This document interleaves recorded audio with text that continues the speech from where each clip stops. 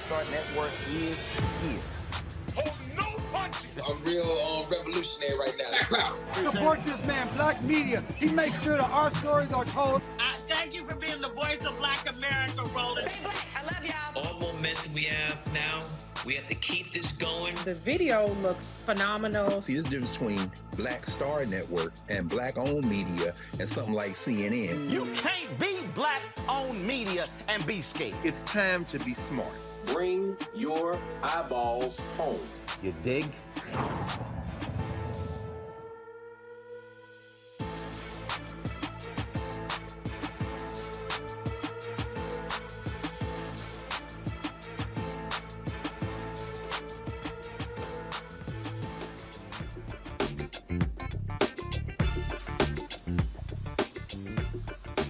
Today is Friday, May 20th, 2022. Roland Martin Unfiltered, broadcasting live from Houston, Texas, Yakes High School, my alma mater, where earlier today I awarded 3 JY students $1,000 scholarships for college. We'll show you some of that a little bit later. We live streamed that, so you can check it out on the Black Star Network app. Coming up on today's show on the Black Star Network, former Congressman Corinne Brown has reached a plea deal with federal prosecutors who are trying to retry her on corruption charges. We'll tell you exactly what that particular plea deal is. Also, the 3 survivors of the 1921 Tulsa race riot, a donor has given them $1 million.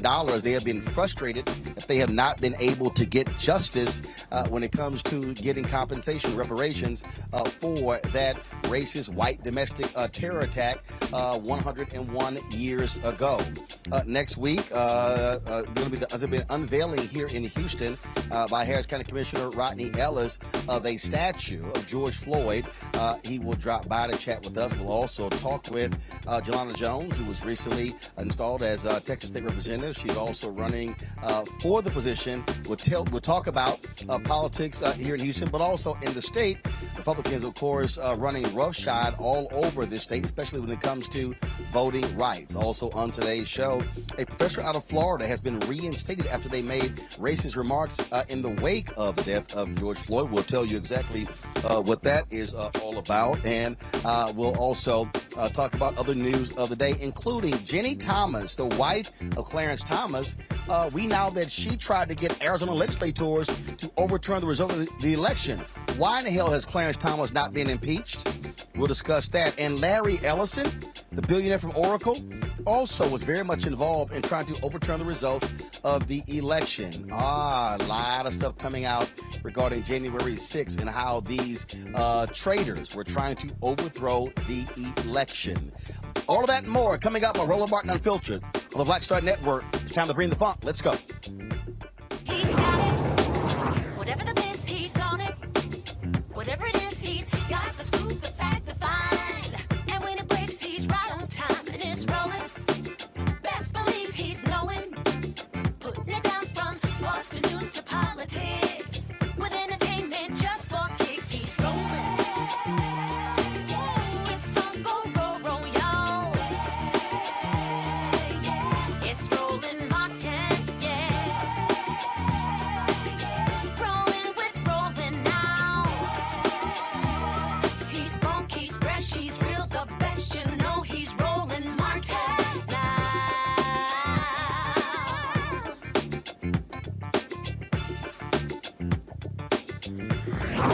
Martin.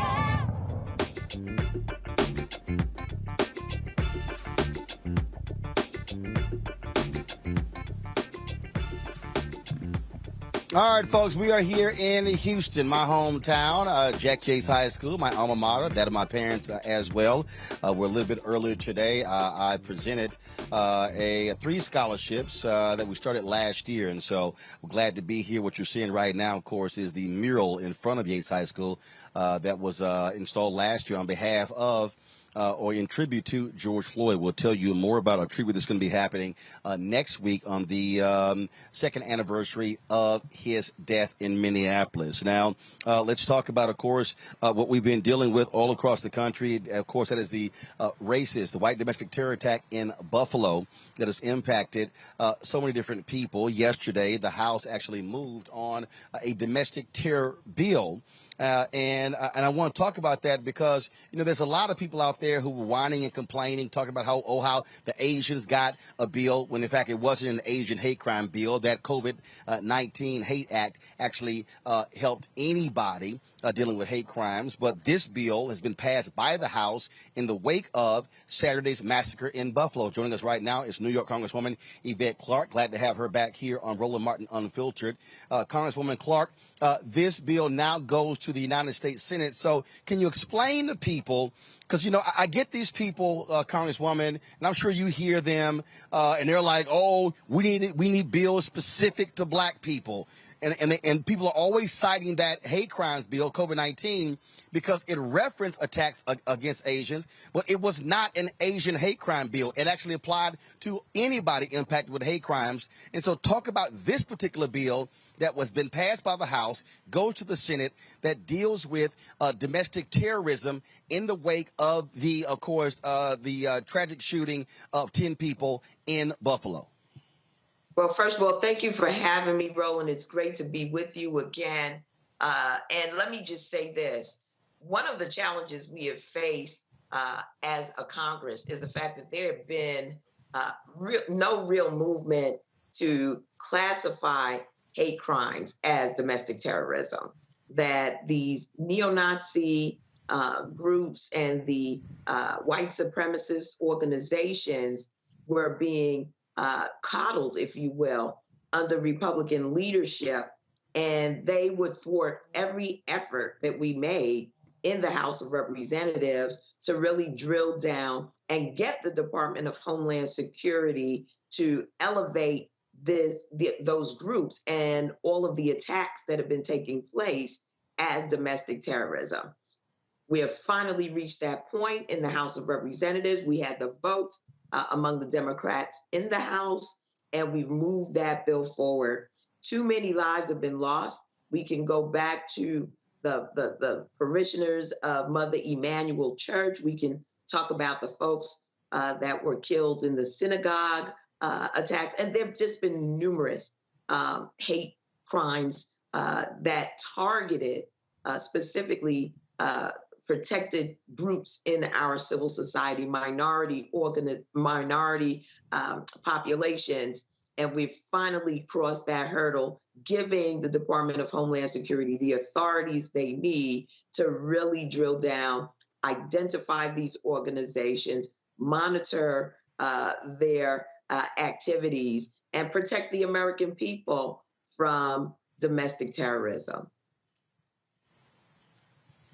And can you please just, again, for the people who do not understand Congress and laws, you have these people out here who are saying, why can't this bill be specific to African Americans? And I keep trying to explain to people, if you look at the 1964 Civil Rights Act, 1965 Voting Rights Act, and 1968 Fair Housing Act, those were bills that were driven by racial discrimination against black people.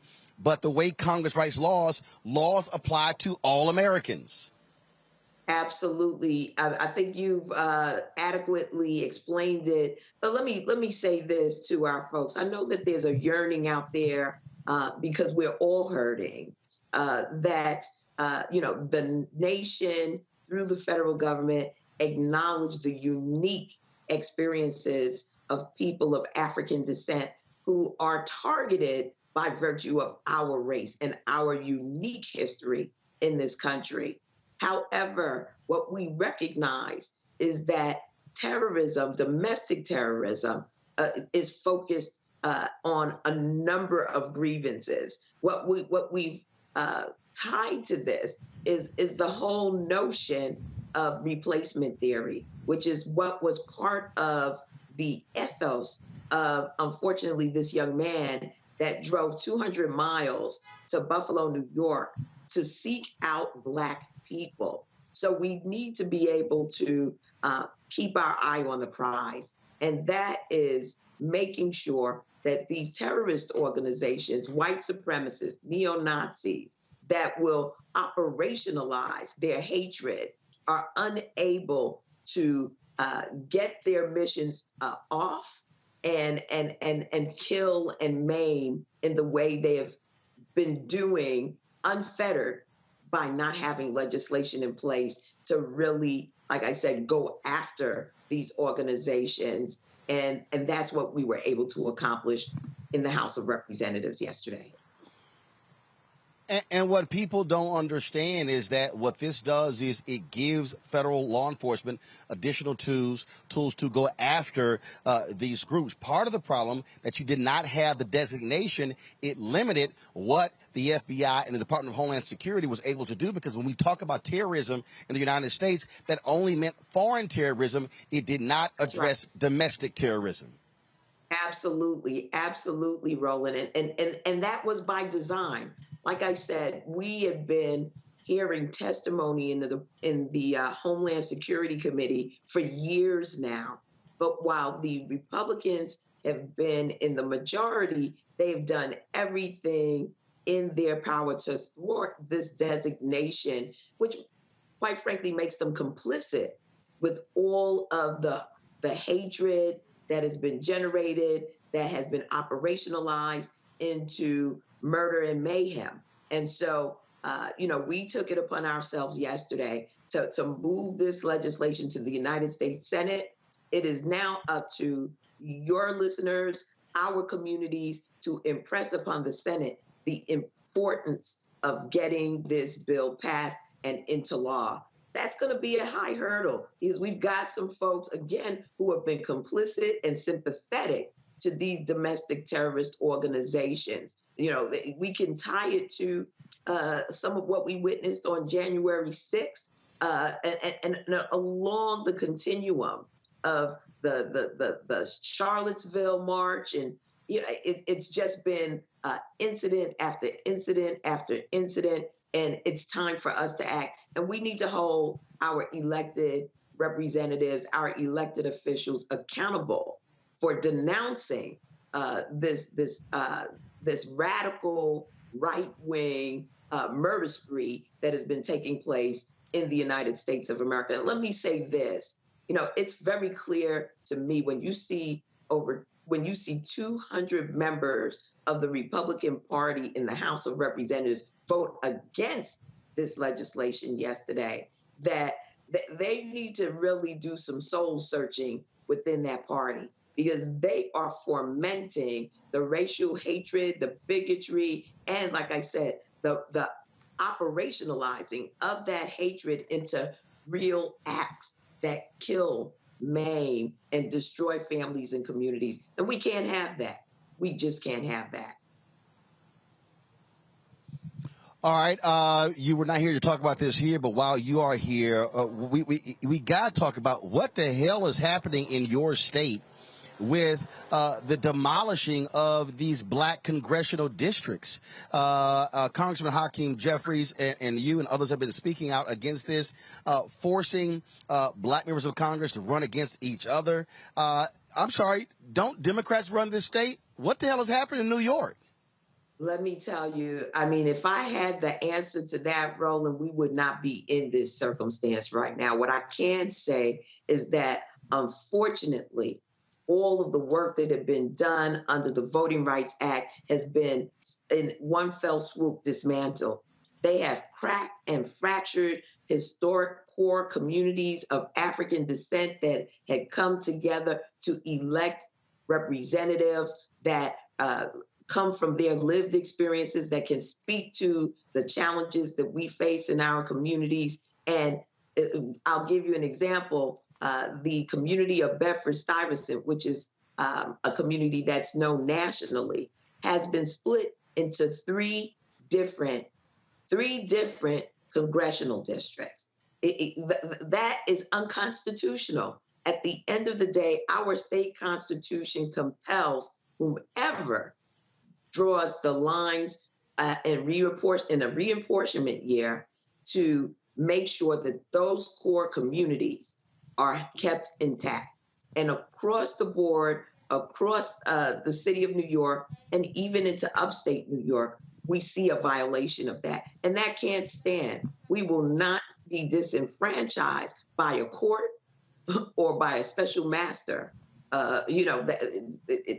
We just cannot abide with that.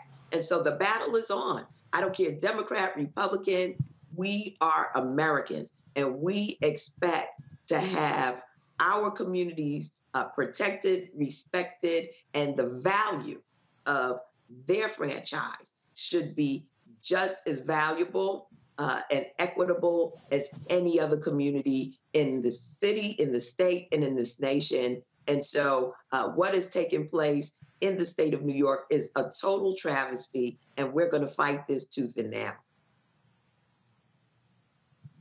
Last question for you. I have been talking about this issue this week with a couple of candidates who are running for Congress, the issue of housing in this country. There's been a massive shortage of homes being built in America. We're seeing where in Miami, rents are going up from $3,000 to $7,000. People all of a sudden are being hit with massive increases because, frankly, those who own homes and own apartments, they are able to do so because of this severe shortage. Please share with us this affordable housing bill that you are working on in Congress. Yes, I am. I wanted to say, welcome to my world. Right, the rents have been too damn high in the city of New York for decades now, and the investment that needed to be made by the federal government, the tools that needed to be at the disposal of our Secretary of HUD were just not there. One of the elements that we recognize in the city of New York that had been really a tip of the cap to our developers is something called the area median income, which ultimately determines how housing is developed. In other words, developers will look at the area median income, and in the state of New York, for our city residents, it had been escalated as a result of our area being connected to more wealthier suburban areas, which inflated the average income of the folks within that particular area. So the city of New York was tied to Scarsdale, New York, where, some of the wealthiest people in the nation reside. And if you average out those incomes, you're going to be way above what the average New Yorker is able to afford. Developers took that and ran with it. And as a result of that, we've had a glut of luxury development in the city of New York. And as the luxury development is developed, property taxes go up. Individuals in those buildings are unable to keep up with the escalating rents that, are set as a result of this AMI. So my bill asked the Department of Housing and Urban Development to look at the disparate impact that area median income has had in basically pushing the average American, the average Black American, the average person of the communities of color out of the affordable housing market, and also putting a glut of luxury developments throughout our communities, throughout our cities, and thereby this imbalance of the lack of truly affordable units that need to be brought online into our communities so that our people can be domiciled. We're seeing a spike in homelessness, not because people aren't working. There are many people who are in, homeless shelters or are housing insecure because their wages are not able to meet the escalating rents that are taking place across this nation. We want to change that. We've got to change that. We cannot continue to see this spread between the haves and have-nots. And that just means being able to acknowledge everyone's humanity and make sure that they're domiciled. That's what my bill will do. It will compel HUD to examine this and then remedy it by incentives, investments that need to be made right away to get housing costs under control and to provide an incentive for the development of affordable units. Well, this graphic here, I think, explains it all, and that is this here. In 2010, 2019, only 5.8 million homes were built. That was the lowest number since the 1930s. And so this is part of the fundamental problem. You saw between 1950 and 2009, the minimum number of homes that were built was 20 million. 5.8 million in 2010, 2019. That also is contributing greatly to the housing problem we have in this country. And so hopefully we will see significant development take place. It's a perfect storm right now between supply chain issues that help the home builders to build new homes at a cost that is affordable to the average American, to the greed, quite frankly, of developers who are looking to get these units, these luxury units out there to make as much in profit as they possibly can. We are really in a crisis in affordable housing, in domiciling the American people. And this cannot stand, and it cannot go on much longer. We cannot see our families put out on the streets, put into shelters, and you're lucky if you can get a shelter. Many of our families are just homeless on the streets, and that's no way to live in dignity. We've got to do something about it, and my bill does just that.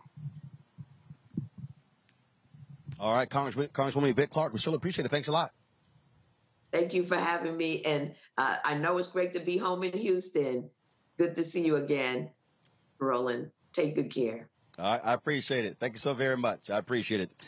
Folks, today, the first of the 10 funerals took place in Buffalo. The family of Hayward Patterson gathered to say their final goodbyes. It was one of the 10 people gunned down in that Tops grocery store by the white domestic terrorists on Saturday. The Buffalo community is going to hold a vigil for Saturday's mass shooting victims. That's going to be taking place in just about an hour. Now, today also marks, as I mentioned earlier, the one-year anniversary of the enactment of the COVID-19 Hate Crimes Act. The Department of Justice laid out an action plan to deter and confront hate crimes and other bias-related incidents. Here is U.S. Attorney General Merrick Garland. This department was founded in 1870 in the aftermath of the Civil War with the first fundamental purpose to fight the white supremacist attack on black civil rights after the Civil War. 152 years later, the task to combat hate-fueled violence remains central to the department's mission. We do this because it is our legal obligation, and we do this because it is our moral obligation.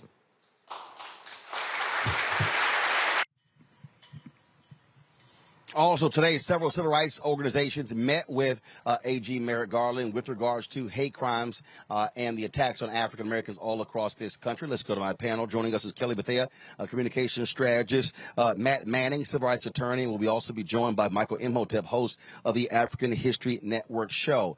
Matt, I want to start with you. I've been on Twitter dealing with these simpletons all day. And all of these people who've been talking about the Asian hate crime bill, and all I keep hearing is, oh, the Asians got their bill.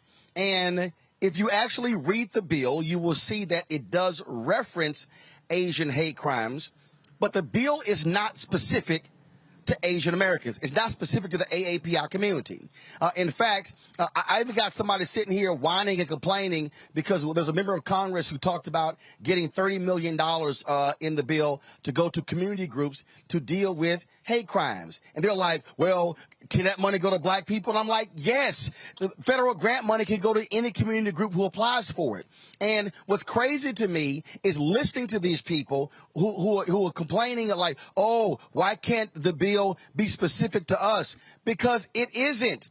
Here you have a bill that is not an Asian hate crime bill. Literally, what the bill deals with is all hate crimes. Is the creation of a central location where they reported any hate crime. But these folks have run with this and somehow act as if the bill does not apply to African Americans. It does. African Americans, Latinos, Asian Americans, Native Americans. And so it drives me crazy when people are spreading nonsense and somehow saying it doesn't apply to us and somehow we can't apply for the money, just like the James Byrd Act that was passed, okay? That was in response to an African American being killed, but that doesn't only apply to African Americans. You can't get black specific federal laws because, again, they apply to different groups beyond just African Americans.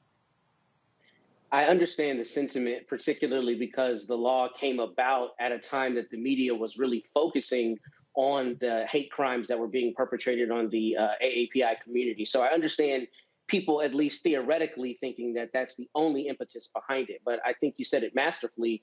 The way this law is written and that these laws are written is if there is proof or evidence that hate is the impetus behind the crime, basically the person did it because you're a part of one of those groups, any person who is a part of a group where their identity is the nature or the thing that's the impetus for the crime can obviously seek vindication. So I think it's reductionist for us to focus on that. I think we should instead focus on it being beefed up. But I think the biggest part of this, Roland, that hasn't been addressed is really the only way these crimes are going to stop happening is obviously if they continue cracking down on it through the law. But the bigger issue is deterrence. What has to happen is judges and prosecutors have to swing for the fences on every single one of these cases. Because if people get slapped on the wrist, if they get, relatively small periods of time in the spectrum of the time they could be sentenced to, that's what gives us no assurance that these are actually going to be given any real importance in the panoply of crimes that are prosecuted. So the deterrent effect will come from very, very heavy sentences. And I'm hoping that DOJ and how it has changed some of its protocols and beefed up its initiative will really focus on that, because that's the only thing that will give us in all of the communities that are non-white, frankly, will give us any assurance that they're really taking this seriously. So it's not about it just being a black crime, but it's about making sure that the powers that be really hold accountable these people and bury them under the jail. Frankly, that's the only way to have any assurance in this respect. And Kelly, I get it. There are folks who want what impacts African Americans to be addressed, but it is crazy to me when I listen to people, and it drives me crazy when other people who know better promote this stuff as if that is the only thing you can get. I mean, we can go through law after law. When you pass, again, the Voting Rights Act, okay, the Civil Rights Act, that was done at the behest of African Americans. It was racial discrimination. Yet when you read the bill, it doesn't only apply to us. The 1964 Civil Rights Act, okay, which would deal with public accommodations, allowing us to be able to take buses across federal lines in parks and restaurants. Well, guess what? Title IX, which this is the 50th anniversary of Title IX, which opened up the professional schools to women and expanded opportunities for women in sports, is a provision of the 1964 Civil Rights Act. Okay? Right. And so this notion that somehow there's going to be a law passed by Congress that only applies to African Americans, and I keep telling people that was not the case with the COVID-19 Hate Crimes Act. It was spurred by attacks on Asians. And so there are people who are pushing this, but again, the House just passed a domestic terrorism bill. That bill cannot say that this only applies to attacks on African Americans. That's not how Congress works. Not only is that not how Congress works, if I'm not mistaken, that's just not how our Constitution works. You technically cannot make a bill that specifically targets a race. That is the highest level of scrutiny that a bill would be under, strict scrutiny, if I'm not mistaken. So it would be actually unconstitutional for you to pass a bill that literally says this is for Black people. So kudos to Congress over the years, especially the masterminds of the Civil Rights Act and other acts that do deal with race. They have been brilliant in crafting legislative language that applies to us, but doesn't say us, right? And as a result of that, even though it applies to us predominantly, it actually, like you said, helps everybody out. And that is kind of a running theme with this country when you have a situation in which Black people are being disenfranchised and we make it a point to try and pass legislation to battle that disenfranchisement. That law, 9 times out of 10, will benefit everybody. Even affirmative action benefits white people. In fact, it actually benefits white people more than it benefits Black people at this point, just because of how it was written. So no, you cannot have a bill that is specifically geared just for Black people, but that's okay. That is completely fine to me, because at the end of the day, when it comes to hate crimes, over 50% of hate crimes are actually committed by white people. So if you have a bill that is just going to target hate crimes, just the offenders themselves are white people, but that's not to say that the offenders are only targeting Black people. There are white people who are targeting Hispanics, white people targeting Asians, white people targeting other people of color, especially Black people, yes, but they target anyone who's not white, right? So this bill will actually help everyone, but I don't want to say most importantly, but especially Black people, just because of how it's crafted. So, Michael, let me, for the people out there who pay no attention, who can't read or refuse to read, okay, this is, are y'all seeing it in the control room? Are y'all seeing it on my iPad, please? Thank you. This is the actual bill. Yes. It is called the COVID-19 Hate Crimes Act. Surprise, surprise. What it's called. The Act. Okay? Now, let me go through the bill here, and here's the deal. It says this act may be cited as the COVID-19 Hate Crimes Act. Cited as. Now, there were people who's called it the Asian Hate Crimes Bill because, yes, in the bill it says Congress finds the following. Following the spread of COVID-19 in 2020, there has been a dramatic increase in hate crimes and violence against Asian Americans and Pacific Islanders. And it goes through here and it labels those particular things that happen. Okay? Then it says, in general, what the law does. It talks about applicable. Here's the guidance. The Attorney General shall issue guidance for state, local, and tribal law enforcement agencies pursuant to this act to, number one, establish online reporting of hate crimes or incidents, and to have online reporting that is equally effective for people with disabilities as for people without disabilities, available in multiple languages and determined by the Attorney General. Does it say Asian only? No, it doesn't. It says collect data disaggregated by the protected characteristics described in Section 2249 of Title 18. Expand public education campaigns aimed at raising awareness of hate crimes and reaching victims that are equally effective for people with disabilities and for people without disabilities. Does it say Asians only? No, it does not. And if you actually go through here and you actually keep reading it, it will show you again who this applies. Oh, what does this say right here? In 1990, Congress enacted the Hate Crime Statistics Act to provide the federal government, law enforcement agencies, and the public with data regarding the incidents of hate crimes. The Hate Crime Statistics Act and the Matthew Shepard and James Byrd Jr. Hate Crimes Prevention Act have enabled federal authorities to understand and, where appropriate, investigate and prosecute hate crimes. And if you keep reading, y'all, here's the bill. And I keep going. And I keep going. And allow me to keep going. Y'all are seeing the actual bill. Do you see anywhere in the bill where it says Asians only? Nope. Pacific Islanders only? Nope. Nope. I'm still scrolling, Michael. Still scrolling. Still scrolling. And yet we've got these folks who are running around who are saying, oh, this bill is only for Asians. What does this say? Adopted a policy on identifying, investigating, reporting hate crimes. Develop a standardized system of collecting, analyzing, and reporting the incidents of hate crime. Establishing a unit specialized in identifying, investigating, and reporting hate crimes. And it goes on and on. And it goes on and on. And it lays out. Now we're at the end. So for everybody out there who keeps tweeting me this bullshit, okay, this only applies to Asians, I just showed you the actual bill and what it does. It cites the attacks on Asians, which precipitates the bill. The attack on James Byrd precipitated that bill.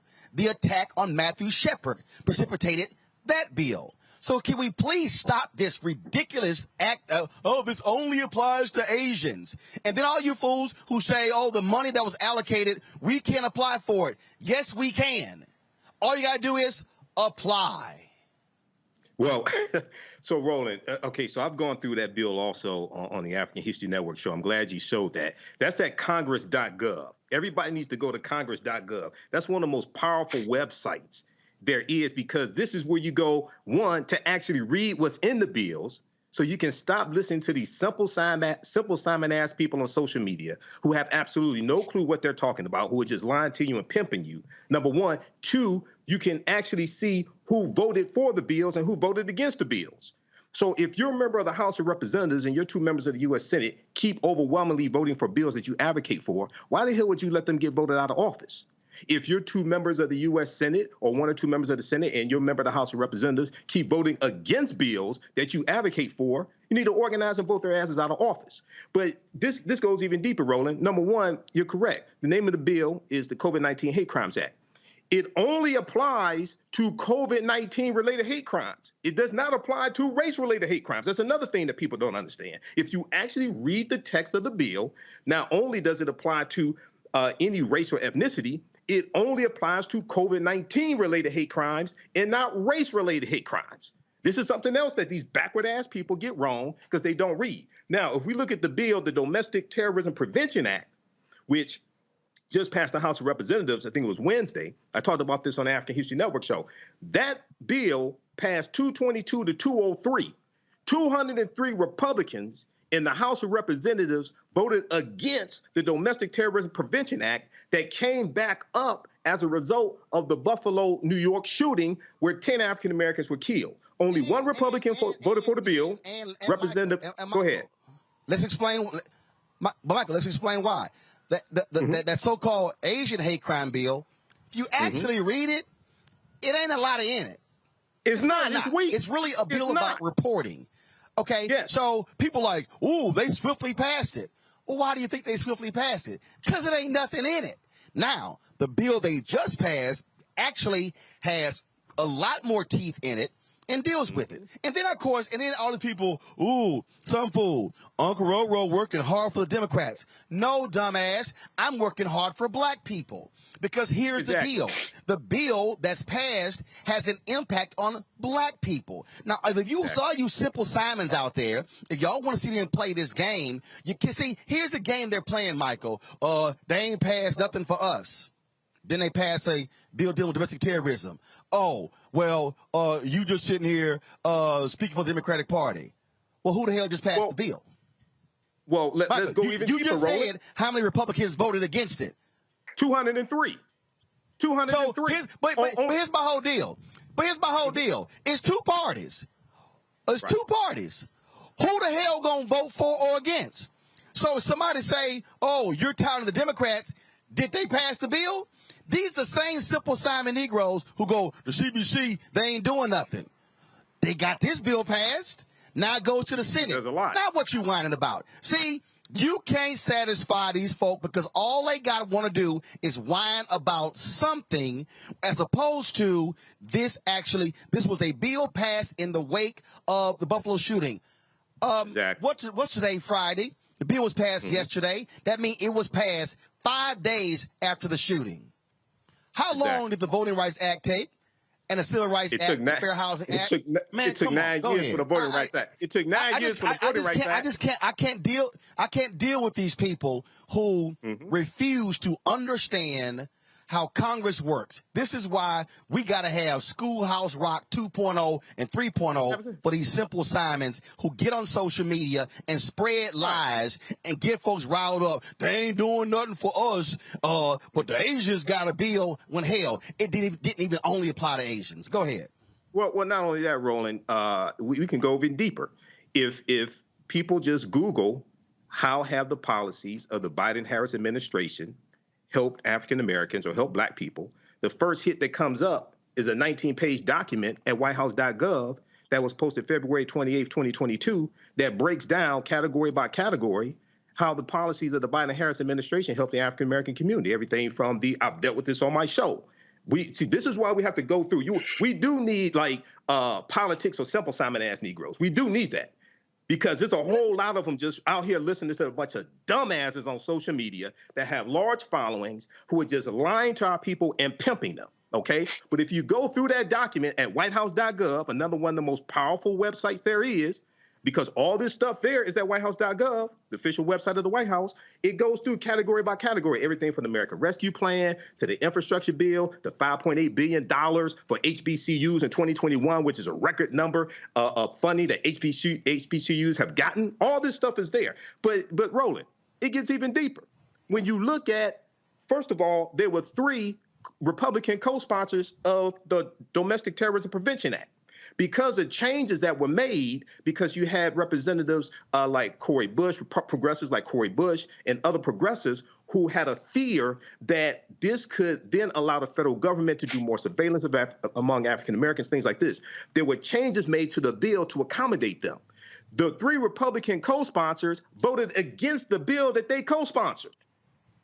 And then you had Representative Steve Scalise. This is how duplicitous these Republicans are and why they need to be voted out of office. Representative Steve Scalise, House Minority Whip out of Louisiana, Republican. He urged members of his party to vote against the legislation. But this is the same Steve Scalise whose life was saved by 2 black Capitol Hill police officers when his ass got shot. And he voted against this bill that would help protect African Americans against domestic terrorism. All these traitors need to be voted out of office.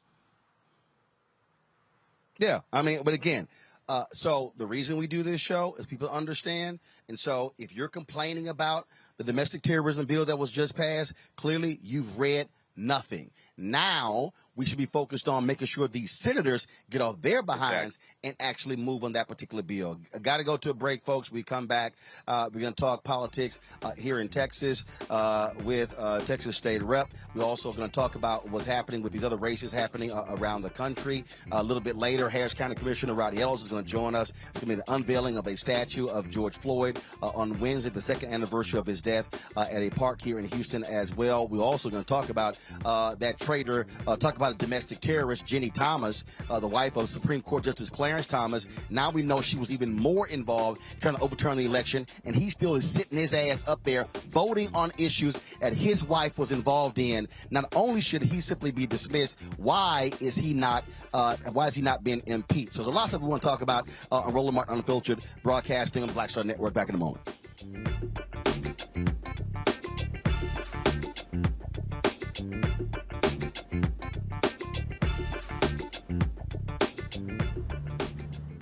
Next on A Balanced Life with me, Dr. Jackie, summertime when the living is easy, or is it?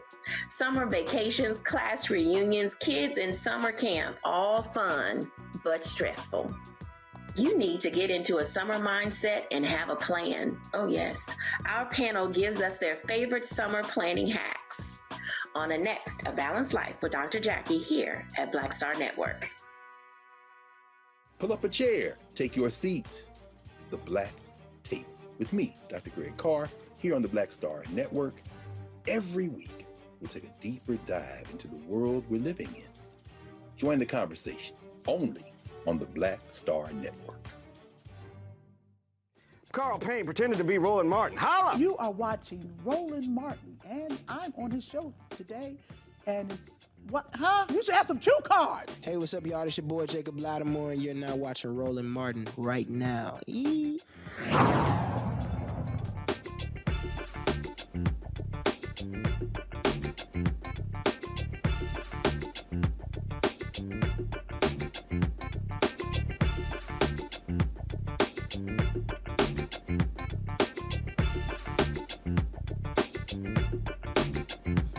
Okay, I'm right here. I'm right here. No, hold on.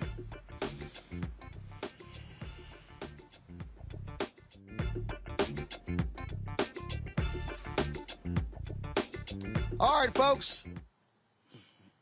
All right, folks, welcome back. Roland Martin Unfiltered, broadcasting here in Houston, Texas, at my alma mater, Yakes High School, where earlier I handed out 3 scholarships to some deserving students. We're going to show you a little bit of that later. Right now, we're going to talk politics here in Texas. We were in Dallas on Wednesday, talking with Texas State Representative Jasmine Crockett, who is trying to win the seat to replace Congresswoman Ida Bernice Johnson in Congress, who's retiring. We talked to her opponent yesterday, Jane Hamilton, on the show as well.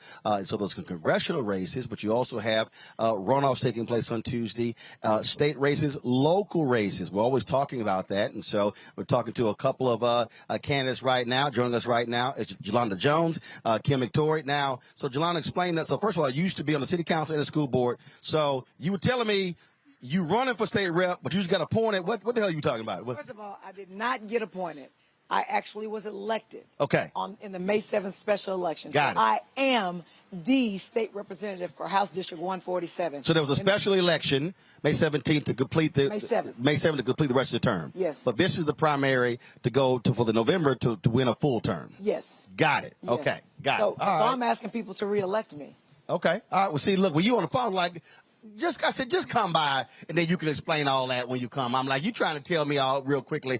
I said, talk to me in 30 minutes. And, but that's for this district, Yates High School. Well, one of the things that why I wanted to chat with you is because, as even Harris County Commissioner Rodney Ellis coming on later, because what often happens when we're talking about politics, so much attention obviously is on presidential, U.S. Senate, gubernatorial, and congressional. But the reality is most people are greatly impacted by local politics, that state rep, that state senator, that DA, that judge, that county commissioner. Yet when you look at those voting totals, those numbers go way down when you start going further down the ballot. Well, so yeah, that's true. So one of the things that's important to me, because before I became the state representative, I'd spoken to colleagues of mine who were in the state legislature and said, hey, why don't we have an education that people be taught local politics? Because if we can talk about Congress and the Senate and the Supreme Court and the presidency, why can't we teach people what the Commissioner's Court does? Look, you keep hearing me talking about Schoolhouse Rock 2.0 because I'm dealing with a whole bunch of simple Simons all around the country who don't know nothing about civics. Right, and what I want for people to know is who to be mad at. If your car breaks, who should you be mad at? If your school closes, who you mad at? Look, I got my man John Hope Bryan sent me a text the other day, and he was complaining about this pothole. And there are like 3 or 4 different agencies that are in the area, and it was the city of South Fulton. And so he posted a video, and I meant to repost it, I haven't yet, and he was complaining about it. And again, he was like, he said, I'm sitting there paying all this money in taxes. It's a big-ass pothole. Well, you can whine about a pothole. You can't call your member of Congress about the pothole because they don't deal with potholes. Mm-hmm.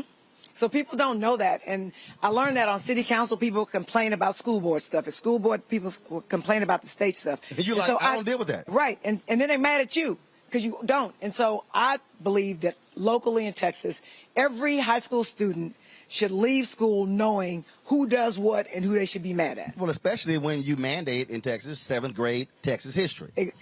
And U.S. history. Right. Because the school board or the city council is going to affect you more than the president or Congress. Absolutely. And now, Kim, you're running, okay, the same thing. You're running for judge. Yes, I'm running for the 208th Criminal District Court. It's one of the felony courts here. And I tell people every day you are more likely to come in contact with a judge than you are the president of the United States. These local elections touch us on a daily basis. These are things that affect our everyday lives. So it's important that people come out and vote. And if you want to see things change, if you want to see things differently, you have got to show up to the polls and you have got to come out and choose the people that are going to listen to you and that are going to get things done. So you're running in an interesting race because your opponent made national headlines. Just tell people who have no idea about the story. Yes. And why you're running. So I'm running to make sure that we keep our courtrooms fair. It is important that we have judges on the bench that have integrity, judges that serve honestly, that are going to be fair and impartial. I'm actually running against a candidate who was headlined in the news as a prosecutor. She's a prosecutor from a small town for passing notes with the judge in the middle of a trial. So wait, hold on. She was a prosecutor. Yes, she was a prosecutor. Okay, she white or black? She's a black. She's a black woman you're running Yes. against.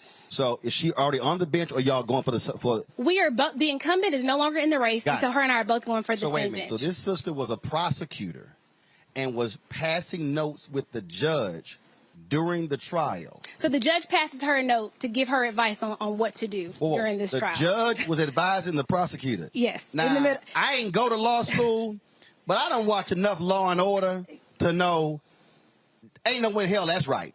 Yeah.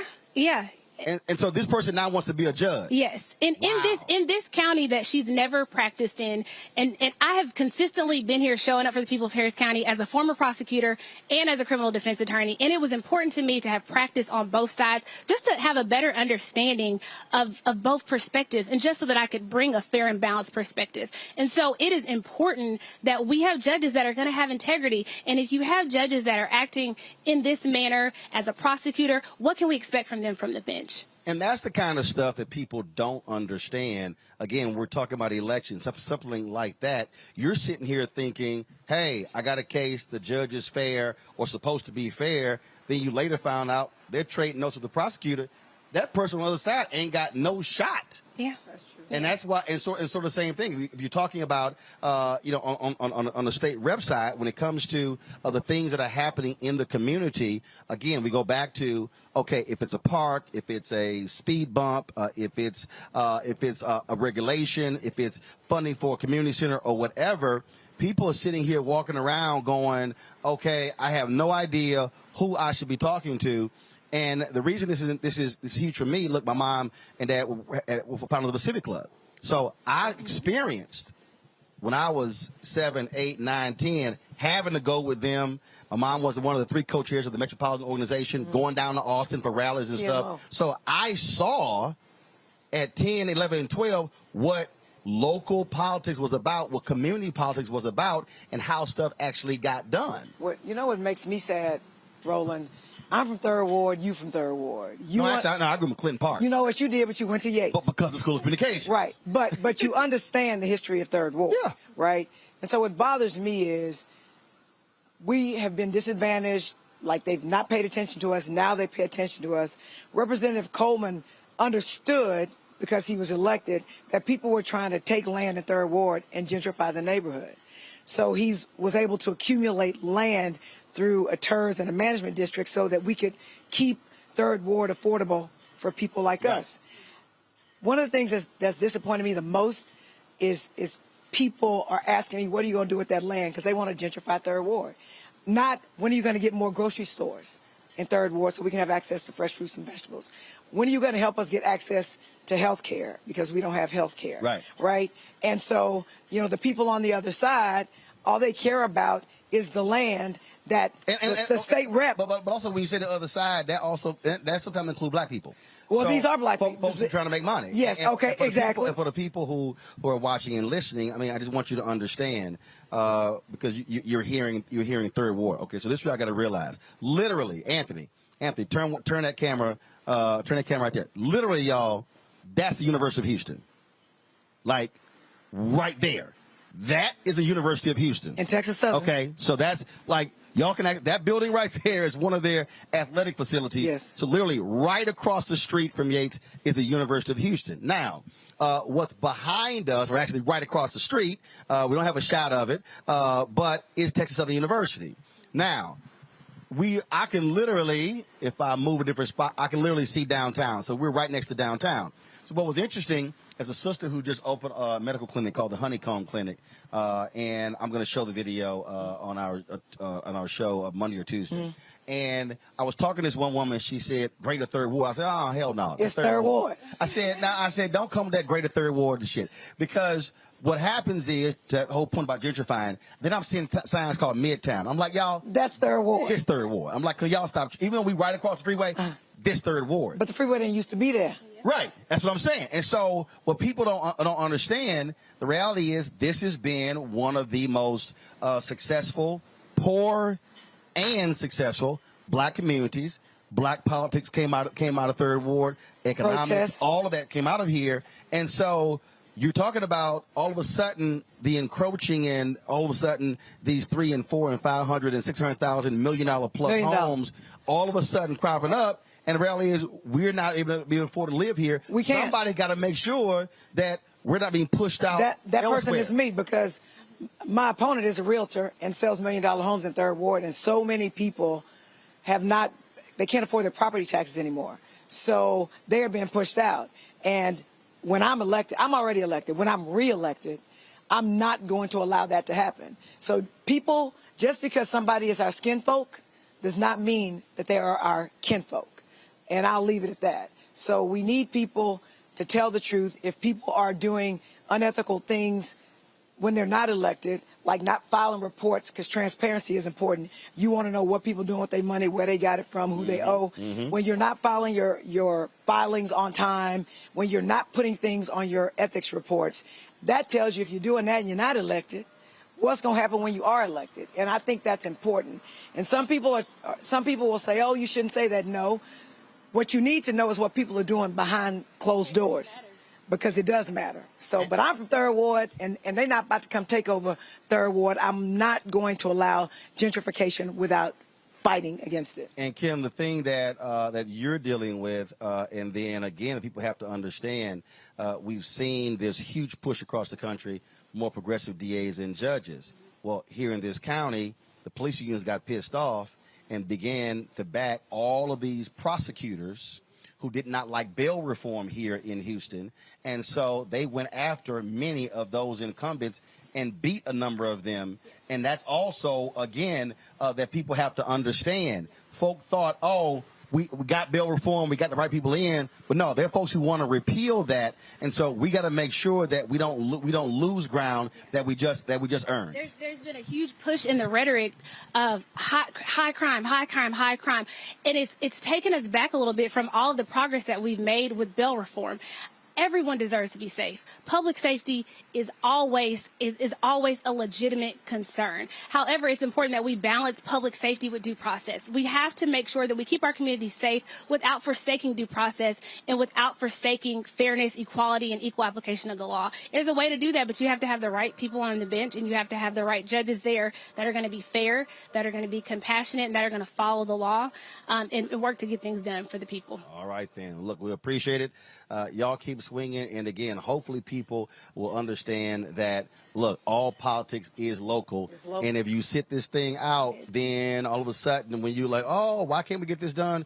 Because you didn't show the hell up and vote in those crucial elections. So, all right, appreciate it. Thank you so much. much. Thanks a bunch. Go back to my panel here, Michael, Kelly, and Matt. I want to start with you, Kelly. You know, we keep hitting this thing, and I know people like, man, why you keep talking about Civics 101, Schoolhouse Rock 2.0? Because I listen to more people who whine and complain in our chat boards, and they whine and complain to me on Twitter and Facebook and Instagram, and I sit there and I'm like, do y'all even understand how this game works? What actually goes on? And so as Yolanda said, they sitting here yelling at a city council member about something dealing with the school district. Yeah, it's frustrating on several levels, and I can't think of a municipality or jurisdiction in this country in which that's not happening, in which you have people who are complaining to the wrong person about the wrong thing.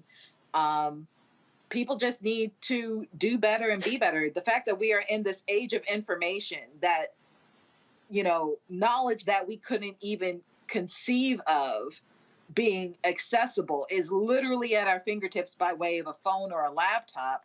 And it's almost as if we are willingly not wanting to find the correct answer because we are so rooted in our own ignorance that because it sounds better in our head, we don't care what anyone else thinks. And it's just, it puts everything at a standstill. Everything is at an impasse. And that's how things simply don't get done. But more importantly, that's how misinformation gets weaponized. And that's how we get a Trump. That's how you get someone in office who doesn't deserve to be there. That's how you don't have good roads in your neighborhoods because no one's there to vote for the person who would actually get something done about that. That's why your property taxes are so high, because no one was at the ballot, or not the ballot, but at the voting booth to vote for somebody who would actually help you maintain the prices of your property taxes. So all of this that you're saying is for a reason, but it relates to every single person who's watching this and even those who aren't. So I encourage everyone to actually delve into the information that is Google and go to legitimate websites, not just your echo chamber of opinions, and actually learn how civics works, learn how a bill is passed, learn who is actually in these offices in your neighborhoods. Learn who your mayor is. Learn who's on your school board so that you don't sound ignorant on the internet and, frankly, to people that you probably know. Matt, and again, one of the reasons why I'm so passionate about this and I get so frustrated with it, again, is because, look, my parents never went to college, okay? My parents, both high school graduates, but they cared enough about their community. My dad, well-read, hell, watches 5-6 hours of news a day, reads the paper front to back. My mom, in terms of well-read as well. And so it's not a matter of person going to college. It's a matter of how they care about their community. And so for me, growing up, I literally, my entire life, people are like, well, you know, what you know about politics? Well, because there were politicians who were in our house. We were going to meetings. I remember testifying before the city council. I think I was in the 9th or 10th grade opposing cuts to our parks and pools when it came to the budget. I remember literally challenging our city councilman, Ernest McGowan, at a bazaar at our Catholic church, Our Lady Star of the Sea, and he was looking like, who in the hell is this young kid? And so I witnessed that. I witnessed, again, going to City Hall and going to the Texas State Capitol, where they were having rallies and protests and going to town halls, mayoral debates. And so understanding how these things work, and what frustrates me the most, because I covered city council and I covered county government, is that I remember sitting in these committee hearings where the committees were deciding on things before they went to the city council and no black people being there. And it's not until all of a sudden something blows up and then folks got a megaphone and they're standing outside and I'm sitting here like, where in the hell y'all been? These folks been down here talking about this stuff for 6 to 8 weeks and you're just showing up. And so this is why I'm always saying to people that the election is the end of one process and it's the beginning of another. We've got to stop this whole nonsense of, oh, well, I voted, so you go ahead and do what you said you were going to do. No, you got to stay on somebody's behind because that's what other people are doing. And so that's what sort of drives me crazy and why we spend so much time on this show really trying to educate people and get them to understand how they have to be involved, because you can't keep complaining about what we don't have if you don't understand how to get what you say we need. I don't disagree with any of that, Roland. I think you're 100% right. But I think we need to be a little more nuanced, if I'm honest. I don't want to put all of the onus on the people, because a lot of times people in office recognize that people don't know the processes and they leverage that to get through whatever it is they want to get through. A lot of it is about communications. People, yes, need to be involved. They need to read. You don't need an education to understand the basic processes and most importantly, to be involved. But I think we also have to require that those who serve us make the information as easy to understand as possible. I'm a lawyer. Sometimes I read things, I read bills, and they're arcane. I got to read it twice to understand it myself, and I'm blessed to have an education. And I think some of that is weaponized against the people, if I'm honest. So I think we also have to require that the powers that be who serve us make the information, especially important information, as easy for people to understand as possible, because the reality is people are not always going to be applying the focus that they should be, but they are nonetheless affected by these decisions. And yes, they have the onus on them to understand what's going on in their community, but I think the onus is also on those who serve us to make it understandable. We've got an alphabet soup of various, state agencies and government agencies who serve us and all the different grants. And yes, people can find all that information, but sometimes that stuff is buried purposely. So the only people who find it are the very few who know where to look for it. And I think that in and of itself can be insidious. So I think it's also incumbent on them to make that information as widely available to the people they serve and not to weaponize that, which we often see. But okay, I get you. But here's why I'm going to disagree. And this is why I'm going to disagree, Michael. It's because when I say the onus is on us, who do you think votes? See, again, right. We're voters. They're the politician, okay? You got politicians, some will say whatever they say to get elected, knowing we're not going to show up. But I have seen it with my own eyes what happens when people are showing up on a regular basis. I have challenged the Divine Nine for years, and I've said this here. How in the hell in a lot of these cities you've got 3 and 4 chapters of alphas and deltas and AKAs, and you got omegas and sigmas, you got all these different groups. And I say school board meets once a month. Okay? So let's say they don't meet in December because of Christmas. All right? So let's say they skip another month. So that's 10 months. It's 9 divided 9 groups.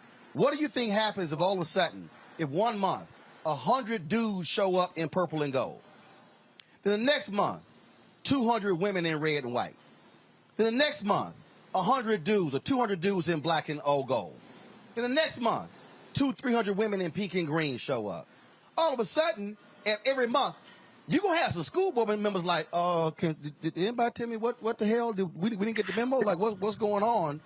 And so what now happens? And again, I'm talking about literally saying, alphas, pick y'all month for the year to show up to the school council, to the school board meeting. Then Eastern Star, pick y'all month. Masons, pick y'all month. Links, pick y'all month. Then we got church groups. Now all of a sudden, we're not only responding when they're going to shut something down. Right. We're responding before they even think about it. And so that's why groups matter.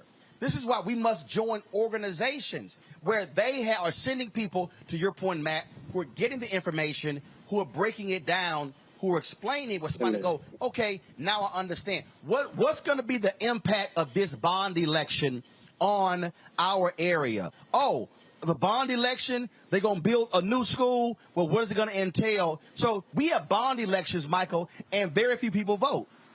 Mm-hmm. Not understanding what's actually in there. These bond elections are dealing with roads and sewer systems and street lights and things along those lines. So that's what I'm talking about here. A bond election is an election. Right. And so what I'm saying to our community, the people who want stuff done, they're showing up, unfortunately. And take this from somebody who literally has been a city hall reporter and a county government reporter. I've only seen African Americans show up in response to something shutting down, as opposed to a proactive response saying, we want this.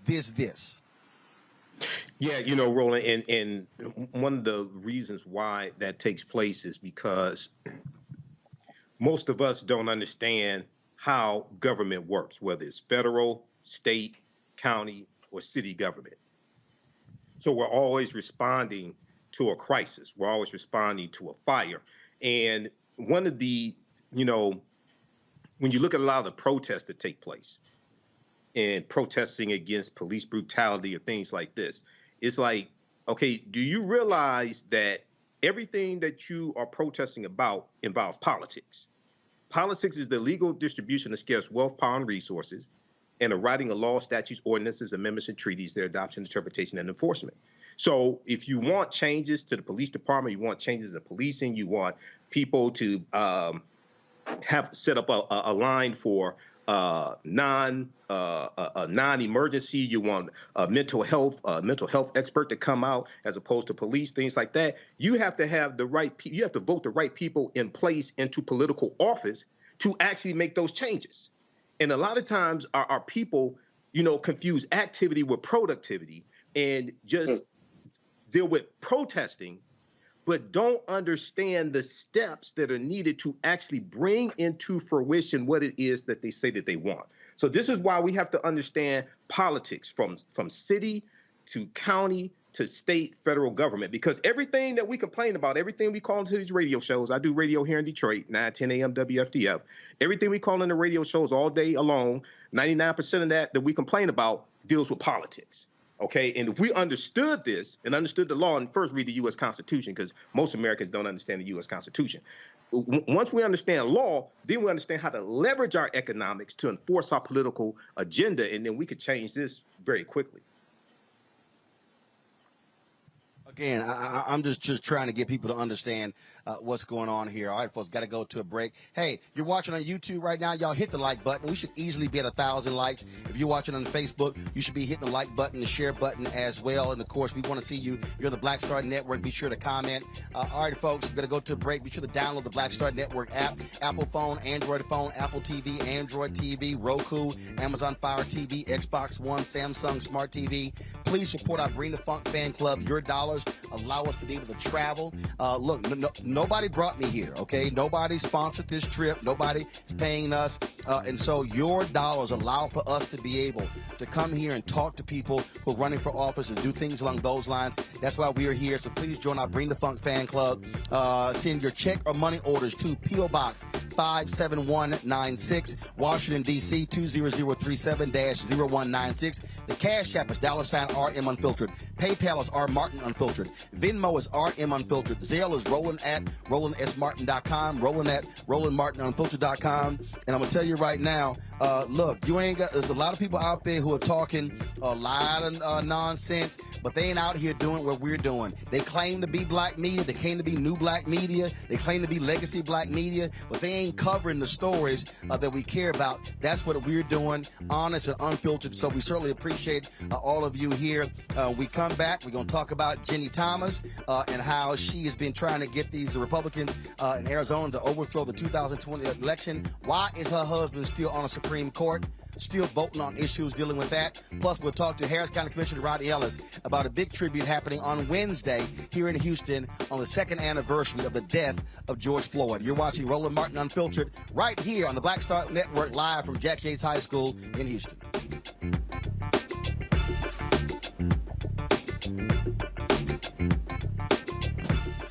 Yes, sir.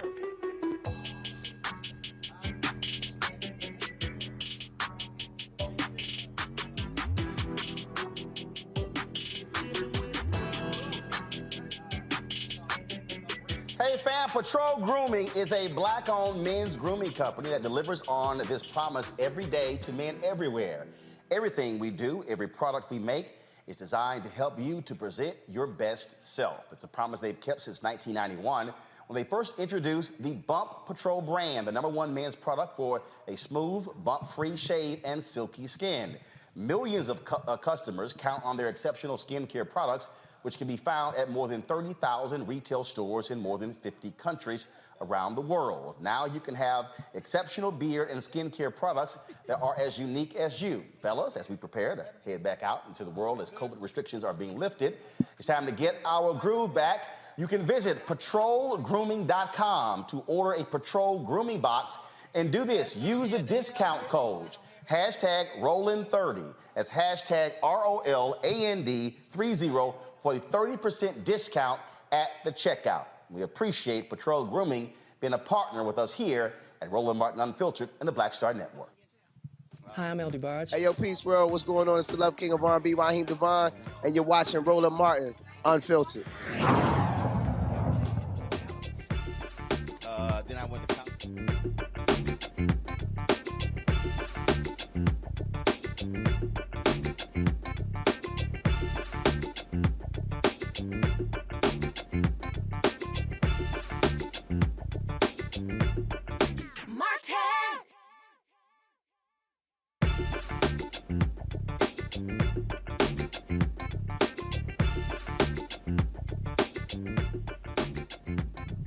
All right, folks, welcome back. Roland Martin Unfiltered here in H-Town. Y'all know I love being home.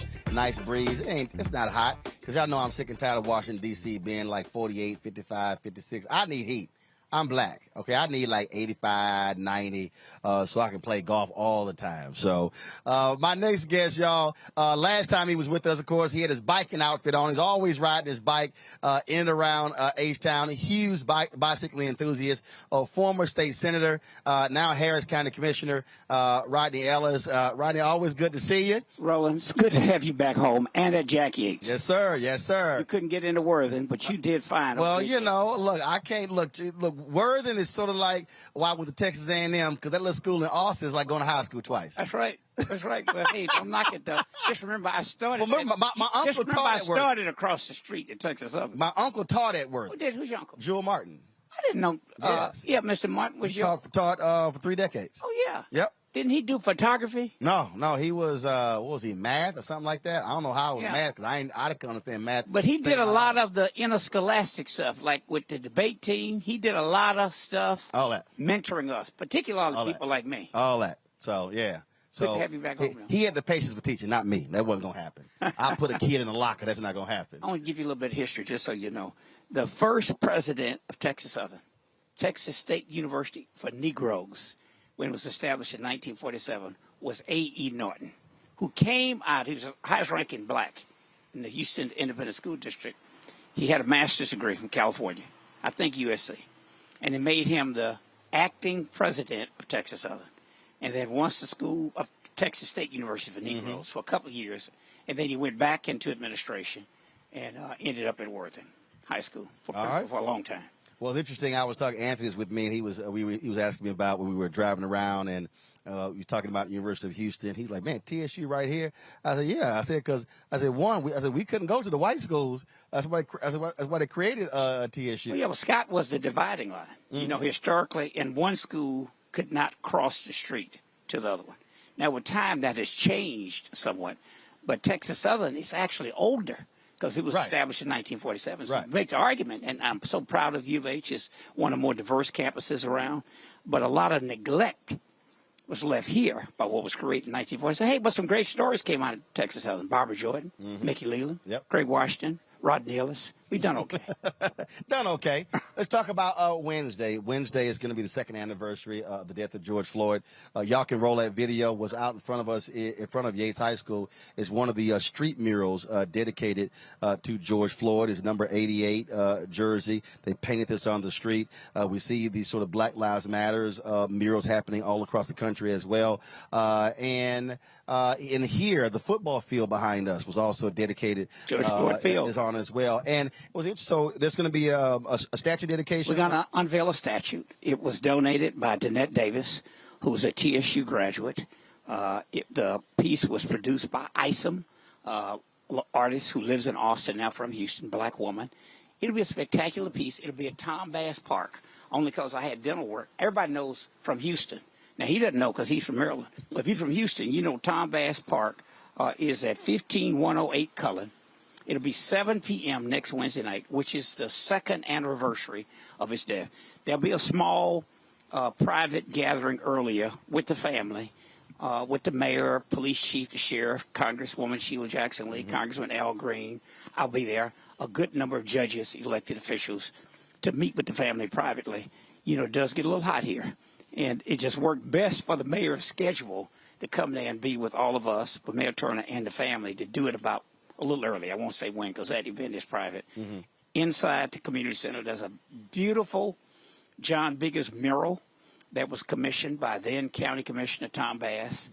That'll be about the backdrop of where we actually have the speeches. I hope you live stream it so people can watch that. I'm out ahead of you. And then at 7 p.m., we have the public event. And it'll be a time to reflect. You notice on the invite, the piece is called A Conversation with George Floyd. So I don't want to say what it looks like because I want to leave the suspense there. Okay. But the artist was intentional in trying to create the effect of giving you 2 years after his tragic death to actually have a conversation with George Floyd. You figured it out. But look, I do want to say this. Look, you know, I've been around a long time and worked on a lot of criminal justice issues. You and I have seen a lot of these police killings. And usually they come, there's an outpouring of support, and then it would die out. For whatever reason, I don't know why. I do. But this one just, it touched I do know why. Because this, if you look at all the other shootings that have taken place. First of all, a shooting was quick. Kajima Powell in St. Louis, it was 16 seconds from the moment the cops pulled up and fired the first shot. You look at some of the other, you look at Philando Castile. This was different because they had to sit there and literally watch for almost 10 minutes. With that smirk. And that was, and so when the video came out, and again, I think psychologically, if you think about the other, where we've seen video, and we've seen shooting, Laquan McDonald, the dash cam video, where they shot him several times, and you see it, It's that quick. Yeah. This was literally, you see him, you hear him, and the seconds are going by and the minutes go by, and you literally are watching someone's life being snuffed out. Then he says mama. He says mama. And you're sitting here going, okay, was this man literally seeing his mother accepting him? And so I think that had the impact. I think that is out of all the other ones, you have never found anything else. I think for us, the only comparison goes back to Emmett Till seeing that face. This, everybody had to watch it, and they could not run from it. It wasn't quick. They had to watch the video, and I think that's the difference. Well, that's that media training that you have. But look, here's my point. It was a sustained reaction as well. Because I've seen it. I chaired the Board Innocence Project out of New York for 14 years. And you'd have somebody wrongfully convicted, and Barry Scheck, Peter Newfield walk outside the courthouse, hold hand, and everybody cry, and then they forget about it about 2 weeks later. But this, it lasted just so long. And let me tell you, I think it had a tremendous impact. I mean, you had people knocking down statues of slave traders in England, all around the world. A lot of focus on equity, and a lot of positive things happened. And a lot of people just decided that they would fake it until we make it to get to focusing on something else. Well, I'll give you an example. So Adidas, there was a lot of unrest internally, and obviously the black folks were upset, but it was their white and non-black allies. And so Adidas had announced that, okay, we're going to do this and we're going to give $10 million. The folk inside said, hell no, that ain't enough. The next day they had to up it to $100 million. Yeah. And then they had to announce that 30% of all new hires were going to be people of color. And so what you saw was, you literally saw people say, no, hell no, you got to do more. The people who were just making announcements and putting black squares up, they were like, no, y'all got to do more, which is why what I kept saying, people kept talking about this George Floyd moment. I said, no. I said the death of George Floyd, we should be looking at that as the third Reconstruction. Yes. The first Reconstruction, 10, 12 years. At second Reconstruction, Manny Marable said it was 20 years, but you can really say it was 13 years from Emmett Till's death to Dr. King being assassinated. Okay, 13 years. I argued, and I still do, that we should be looking at this as minimum 20 years of saying, no, that's not enough. Forcing that level of change and telling people, no, we're not going to let you forget what happened, because we have to make sure, because folks are real quick to move on. No, we got to say, no. Yeah. We still ain't done. Reconstruction. Yeah. Roland, that's why when Kay Dennett came to me trying to figure out a place to put the statue, she wanted to put it in front of CUNY Homes, which is where he was born. Public housing project not too far from here for you. Yeah, across the street. Yeah, across the street. And then that didn't quite work out because they're trying to come up with federal money to rehab it. Right. You know what I mean? To make it a much more palatable place for people. It's a very old, maybe the oldest public housing project in Houston. Then we were talking about trying to put it on the school campus here. You had to go through a lot of drama. And so finally, But then also on the school, you got this mural and the field dedicated. So you literally have. I said, Kay, any one of the parks that at least I control, you paying for it. It's $110,000 statue. It's life size. I went out there today, and Mr. Floyd was a big fella. Right. You got me. I said, is this like, tight end. most of them we blow them up. Right. You know what I mean? You go see that statue of George Washington, you looking up. George Washington was a little bitty guy. Or even the MLK statue. Yeah. But, the statute is important because you want to remind people and not just talk about the changes that have come about, but the things that are still screwed up that ought to change. Perfect example. All around the country, there's an uptick in crime. And a whole lot of these people, in uniforms, by the way, who knew they'd done wrong and had done it for decades, knew that for a moment now we got to lay back. In some places, some cases, I'm not saying where, some places, I've read that maybe some crime went up because they felt like they weren't appreciated enough. because anybody question anything. So there's been a retraction of that effort. Yeah, so I hope the statute who will decided be, to stop policing. Yeah, I hope the statute will be an opportunity for us to focus on, yeah, crime is up, and we got to do something about it. But it's not just a matter of throwing more money into law enforcement. That's important. What's Biden's line? Fund the police. True. We do have to fund the police. Because if I get knocked upside my head when I walk out here, I won't be calling Roland Martin to talk on the show. I will be calling the police, or as we would say at Worthing, the police. But half of the budget, at least in most places in America, goes to law enforcement. Most cities, add it up, over half of it. Right. And if it was just a matter of putting more money in to reduce crime, hell, I think we'd reduce crime. We'd have figured that out by now. If money was the answer. Yes, you got to look at a holistic approach. You got to look at alternative responders. Why do we call our friends in law enforcement for everything? There you go. You cuss me out, so I'm going to call the police. Maybe I had a bad day. Maybe I'm nuts. Maybe you need to call somebody to come over there and get me in a straitjacket. Right. You got me, or somebody to talk me down or get me on my meds. You know, maybe if I'm homeless and I'm schizophrenic, maybe I'll figure out how to get me a home. Right. Or get me the schizophrenia medicine. You know, we got to look at a host of things. We're doing these violence interruption programs. You know, it's trying to get people who came out of that culture. Hey, it's a version of what Mr. Floyd was doing. He was out doing videos telling young people, put down the guns. You got me? So you get people, what can I say to communicate with that community that I came out of? I'm not there now.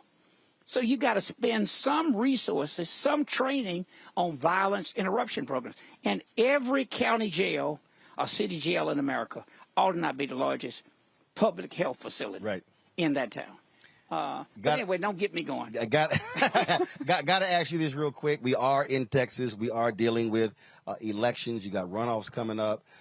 You got Republicans in Austin acting a fool. But you also you get this gubernatorial race going on. And the thing that's crazy to me, I was with Beto O'Rourke in Austin when they had the voting rights march. You've got Texas Governor Greg Abbott, who's running for re-election. You literally still have a power grid crisis. Oh, yes. And I'm trying to figure out why in the heck this is not the energy capital of the world. Right. This is Texas is the energy capital of the world. Houston is the petrochemical capital of the world. And I look at the latest polling, Abbott's up 8 to 10 points, and I'm like, what are y'all folks doing? They literally took Texas off of the national grid.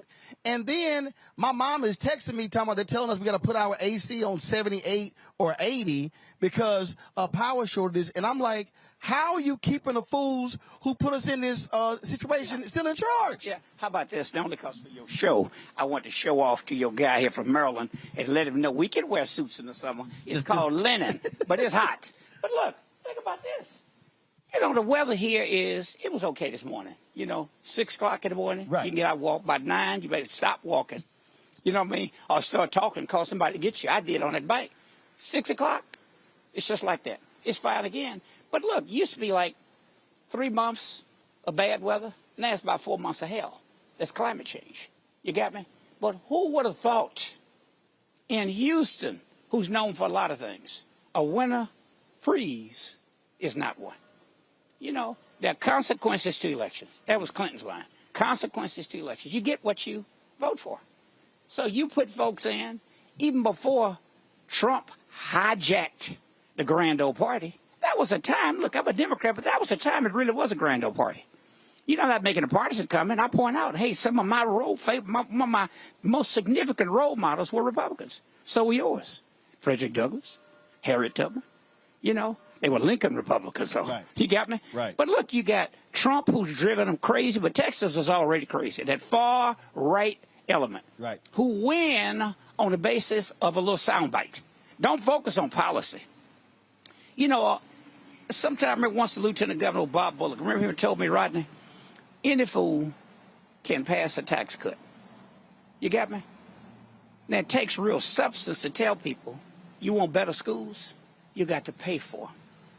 You want better facilities? You got to pay for it. You want a better government? You can't just pray for it. You got to pay for it. So I remember saying, man, that's such a good idea. I think I'll do my tax cut. Bush was getting in. He's going to cut taxes. You know, he's going to run for president. So what better way? Hey, cut the property taxes, by the way. Start with that. That's how you fund local government, how you fund county government. That's not how you fund the state government. That's the sales tax, most regressive of all. I put it in the sales tax bill to cut that a little bit.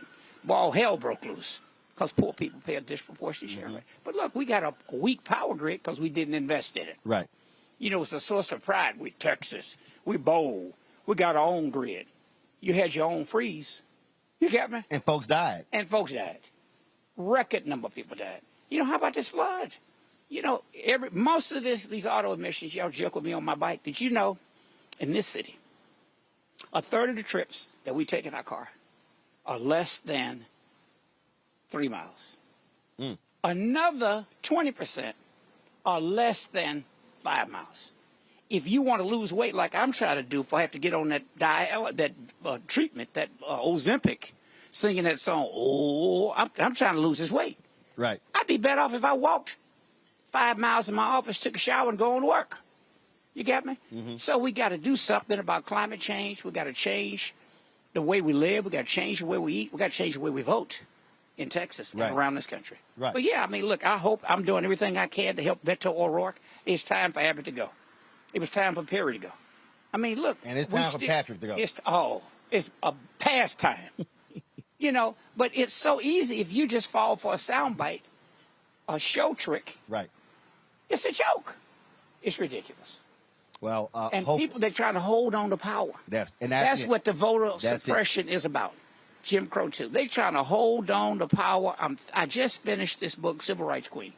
I did the audio book. You ought to get it. Now, I was listening to one by former Senator Doug Jones about the bombings. 16th Street Baptist Church. At the 16th Street Baptist Church. And it's just amazing to see Jim Clarke, a lot of the tactics that they are using today with impunity. Jim Clarke did it with impunity too. But look, man, please get the word out. I hope folks will come. It'll be the first public viewing. If they can't make it to see the George Floyd statue on Wednesday, they can come Thursday morning, regular park hours. I've already communicated with your staff, so we'll be live streaming it on the Black Star Network. Good. See, when you own your stuff, it's different. You can do that. That's why I'm always telling my daughter, you mentor my daughter. She's back up, Nicole Ellis in D.C. I don't want to get in trouble. PBS NewsHour. But you just tell her one day I want her to be like you. So you mentor my child. All right, Doc. All right, thank you. Always good seeing you. All right. I appreciate it. Call me. Let's get together. Yes, sir. Folks, we're going to go to a break. Roland Martin Unfiltered on the Black Star Network. Why is it so hard to see Panther? What's the deal? Wow. I mean, if you go to Amazon, I think I tried. So I have a collection of That's a hard movie. They charge you DVDs. $300 on Amazon. I was like, I'm not about to pay no $400 for a VHS copy. What's the deal? Man, it is interesting, Roland. It is the movie they don't want you to see. Power to the people. It's funny. I made New Jack City. You can get it anywhere. Pasta, you can see it anywhere.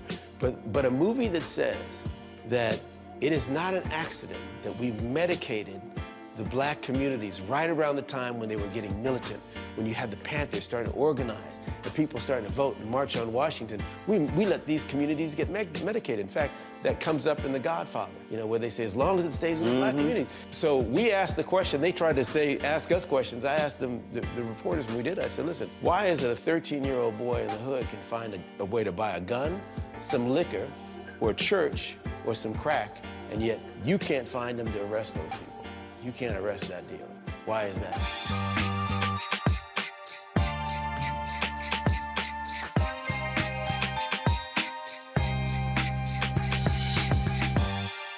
You want me to do something crazy, but I don't know what to do. I'd rather just sit here. Hi, this is Cheryl Lee Ralph, and you are watching Roland Martin, Unfiltered. I mean, could it be any other way? Really? It's Roland Martin.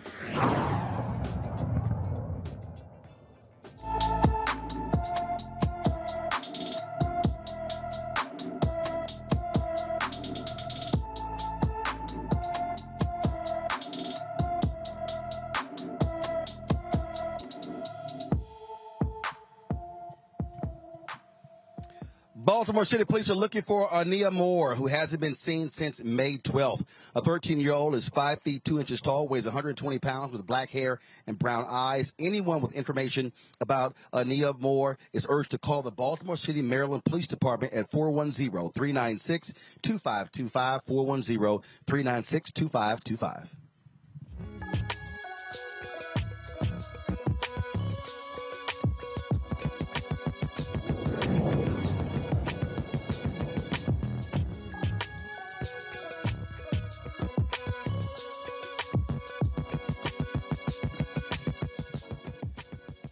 All right, folks, in Michigan, a high school biology teacher is on administrative leave for giving her class an assignment that featured former President Barack Obama among several monkeys.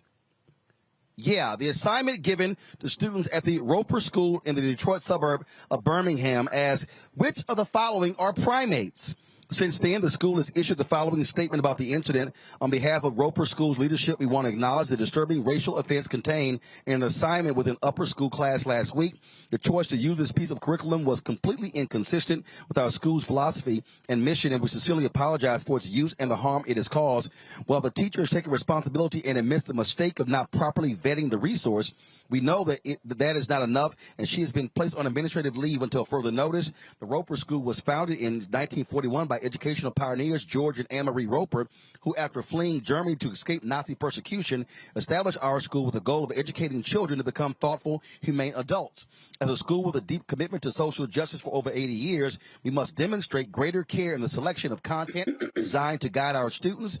We remain committed to doing the important work of educating ourselves and the community in diversity, equity, inclusion, and justice, and yet on this occasion, we did not live up to those core values. We know that our work in cultural competencies is vital, and it must be ongoing to ensure an inclusive learning environment for our students. Michael, this is simple. Fire that damn teacher. Well, Roland, yeah, not only fire the teacher, but who approved the curriculum? Who approved this assignment? This assignment originated at Duke University in 2010. Okay, Fox 2 News, they're the ones that reported this. They had they reported this on Wednesday, and then the story blew. I think they reported on Tuesday that the story blew up, and then Thursday, the Roper School had to cancel school that day because they were getting threats because this story went viral. So I saw the first story Fox 2 News did, and then I saw the follow-up story that the school has been closed. So one, who approved this curriculum? Two, yeah, fire the teacher. But three, the other thing is when you look at that picture, President Barack Obama is the only human in that picture with the other animals. So the other thing I'm looking at is, well, wait a second. Why did this originate at Duke University? What's Duke University doing? But this is why, the Southern Poverty Law Center, Roland, they have a study called Teaching Hard History, American Slavery. It's about a 52-page document, Teaching Hard History, American Slavery. And what it does is it documents how the history of slavery is incorrectly taught in schools all across the country. And then they make numerous recommendations on how to better teach the history. Every school in this country needs to adopt that. But yeah, it's more than one person needs to be fired or at least investigated here. So this makes no sense whatsoever. Let's talk about this here. The University of Central Florida, they are being forced to reinstate a longtime tenured professor who was fired after comments he made on Twitter were roundly condemned in the aftermath of the death of George Floyd. The arbitrator said the university failed to show just cause for firing Charles Negi, author of the book White Shaming, Bullying Based on Prejudice, Virtue Signaling, and Ignorance. The university is not going to challenge this ruling. They're going to have to reinstate him with tenure pay and benefits, and will work with him, quote, on the details of his work assignment for the fall term. And again, these particular, he was taught there for 22 years, was tenured for 18 years, and people, again, were not happy at all with the things that he was tweeting. Matt, they talked about how this was, of course, violating the collective bargaining agreement, and when people don't realize tenure, you're essentially guaranteed a job for life. It is very difficult to fire a tenured professor, even if they make what some might consider to be racist comments. Yes, but beyond that, the thing that I found absurd about this story is that he was actually fired for making a hostile learning environment. So it seems like the one thing that would be just cause for a tenured professor would be if he is making his students uncomfortable by what he's saying in class and by the environment that he's creating. I mean, the whole idea of a professor is to impart upon their students the information, right? So if the students feel like it's a hostile learning environment, I'm really confused how the University of Central Florida found that that was not just cause to fire him. And in fact, he was brazen enough to say he intends to sue the school. So this is one that I'm really interested in seeing how this investigation was conducted, because it seems like the whole reason he's there is to make students learn. And if the students are not comfortable learning from him, then it seems like his tenure should be revoked, and that should be just cause. And Kelly, there were students who, after they heard about this arbitrator's ruling, said they were shocked and stunned. They felt that they had to deal with discrimination and racism in the classroom. My thing is, the whole premise of being tenured is that you have proved yourself worthy of working at that school for until you decide to retire. When you do something as egregious as promote racism within the classroom, in my opinion, you revoke that right or that thing that you have earned, because you are now making your educational environment toxic and not a space of learning. So the fact that he feels entitled to this job just because he was tenured is irrelevant to me. I mean, that is more white privilege like to me than just, cookie cutter, I was tenured and therefore I should have a job. He feels entitled because he doesn't really feel like he did anything wrong, not because he was tenured. And that is my issue with it. You don't think that what you did was egregious enough to be fired, even though it was, regardless of whether you were tenured or not. So for me, he should not be back at his school. And for those who think otherwise, I sincerely encourage you guys to look within yourselves and be like, would you want your child, or would you want to be taught by someone who has this inherent racial bias within themselves? Because ultimately, that's how you get graded. That bias is how, things work within the classroom. So if they're not, getting graded like on a non-biased perspective, then why are you in the classroom at all? Folks, we often talk about the shortage of teachers. What about special ed teachers? The Easter Seals is an organization working to improve access to special education resources for families of black students with disabilities called the Black Child Fund. Erica Watson, Easter Seals National Director for Childhood Development, Education, and Equity, joins us from Cincinnati, Ohio. Glad to have you here, Erica. So exactly what is this Black Child Fund? Thank you so much for having me, Roland. We appreciate the opportunity. Easter Seals launched the Black Child Fund in summer of 2020 on the wake of the Black Lives Matter movement and the death of George Floyd. We really wanted to find a way to have a systemic response to racism and a systemic response to the marginalization and the continued dehumanization of Black bodies. And we thought the best way to do that was to focus on Black children. As you know, Easter Seals is the nation's oldest and largest disability rights organization. And so our work really falls at the intersection of race and disability. And what the Black Child Fund seeks to do is to, quite frankly, become the leading voice in understanding and addressing disparities in educational outcomes for children who reside at the intersection of race and disability, with a specific and intentional focus on Black children. So who can access this fund? Is it for parents? Is it for organizations? Who can access it?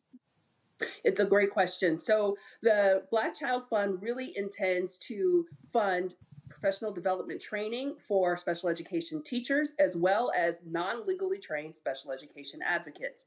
You can access, teachers, advocates can access this training right now, free of charge from the Easter Seals website. If you go to easterseals.com and search for the Intersection Collective, you will be directed to our free curriculum, which really intends to teach what it is to have an anti-Black lens on when you are engaging with students, what it is to do culturally responsive family and community engagement in support of Black students, and really to help parents learn to navigate the IEP and the 504 process on behalf of their students. Additionally, we offer curriculum and resources to help students themselves and parents learn to become the best self-advocates that they could possibly have. Because we know without a shadow of a doubt that if you create a rising tide that really serves the needs of the most marginalized students, all students achieve more and perform better. So that's really what the Black Child Fund is intending to do, is to be the engine that creates that rising tide that floats all boats.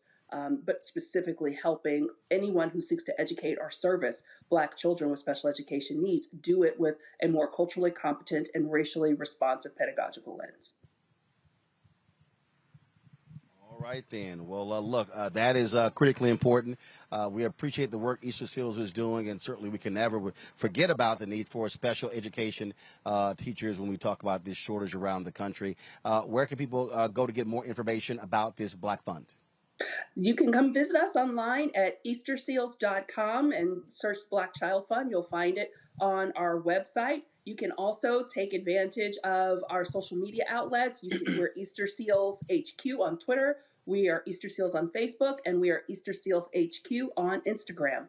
Any of those vehicles will bring you directly to us, and you can learn more about the amazing work that our network of affiliates are currently doing, particularly in the early childhood space with our Early Head Start and Head Start programmings. We serve over 7,000 students across the country in Early Head Start and Head Start, and we're doing all of this work, again, with an intentional and specific lens on how do we better serve and educate students that reside at the intersection of race and disability, with a unique and intentional focus on Black children at that intersection. All right, Erica, we appreciate it. Thanks a lot. Of course. Thank you so much. Thank you. Folks, a little bit earlier today here at Yakes High School in Houston, I presented for the second year scholarships to 3 students here at JY, which I graduated from here in 1987. These are the 3 winners here, and I had an opportunity for them to share a few words about them winning. Roll it. Hello, everybody. My name is Mario Alvarado. I'll be pursuing a degree in computer science this fall, and I will be attending Colgate University in upstate New York. What I want to do with my degree is start my own company, like a software company. When I was younger, my parents used to live in Katy, where it was predominantly Hispanic. My area was mostly Hispanic, and I didn't know any English when my father got deported and we came to Houston. So that was like really difficult for me. And then to learn English fast, I used an app called Duolingo. I don't know if y'all familiar with that app. And when I got to the 5th grade, I was like struggling mentally, and then I was like depressed, and seeing that my mom was depressed, I wanted to make change. I learned how to speak English using Duolingo, and by the time I got to the 6th grade, I was speaking English fluently. I don't know if you can tell from right now, but yes. So with my degree, I'm planning to start my own platform that helps other students achieve the same goal that I did, which was to learn a new English, whether it be for fun or whether it be for, for your own needs like it was for me. Thank you. Hi, my name is Kennedy Colin, and I'll be going to Howard University for the fall, and I'll be studying early childhood education. I want to open up my own daycare. I love working with younger children. Mama always tell me, Kendi, I don't know how you do it. I don't know. I don't have the patience for it, but you do. I don't know how you're going to do it. And that's just something I'm really passionate about. I love seeing little kids learn new things and just be able to enjoy themselves. So I'll be opening up my own daycare. I'm Kaylee. I will be attending University of St. Thomas in the fall to study psychology. And my reason for studying psychology would be to eventually become a therapist, because even now, I've always had friends who like to tell me about their problems, and I really like giving solutions. So being able to make people feel better and put them into a better space in their life would help me, and also helping people. So that's what I want to do.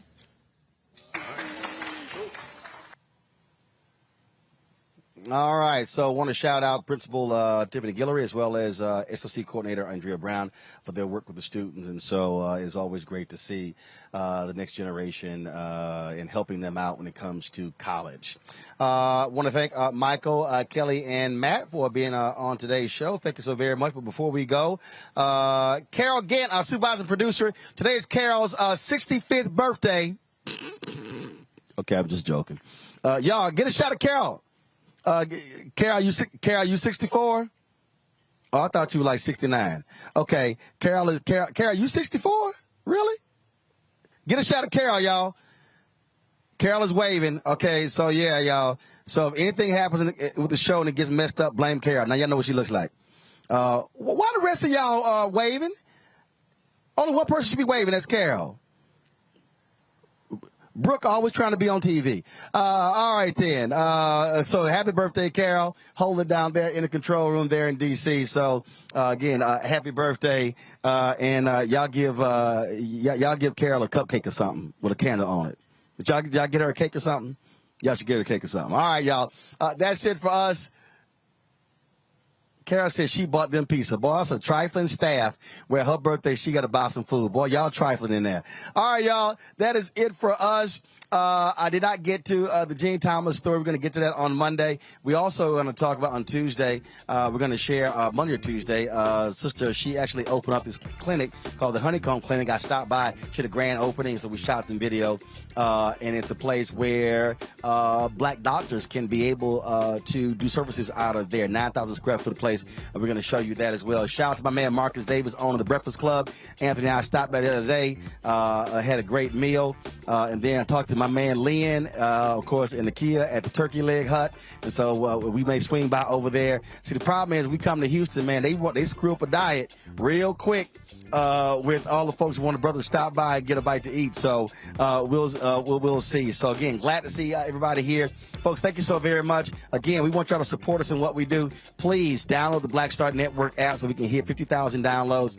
Apple TV, Apple phone, Android phone, Apple TV, Android TV, Roku, Amazon Fire TV, Xbox One, Samsung Smart TV. We're on all of those platforms. We also want you to support the show and what we do with our content. Some great things. If you want to send a check or a money order, please do so to P.O. Box 57196, Washington, D.C., 20037-0196. The Cash App is $RM Unfiltered. PayPal is R Martin Unfiltered. Venmo is RM Unfiltered. Zelle is Roland at RolandSMartin.com. Roland at RolandMartinUnfiltered.com. And let me hold up. I gotta do one more shout out.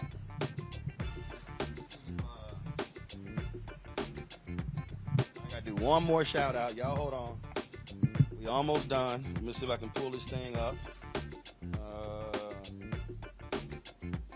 Let's see here. Almost done. Let me pull this thing up. So let me shout out my brother's son, Chris.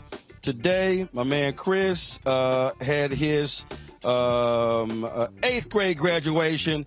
I'm going to pull it up in a second. Let me shout out my niece, Anna. This is her. She graduated from community college on her way to North Texas. Her mama is an artist, and so she's always doing all kind of stuff. So congratulations to Anna Bird. Way to go, Anna Bird. And so I thought that Chris's photo was, see, you know, when the family always mess stuff up, they send stuff to the wrong group. And so Chris was in the... They send stuff in the group family text as opposed to sending it to the group me. And so let me go ahead and do this now. So again, my man Christopher Martin, my little man, he's no longer little.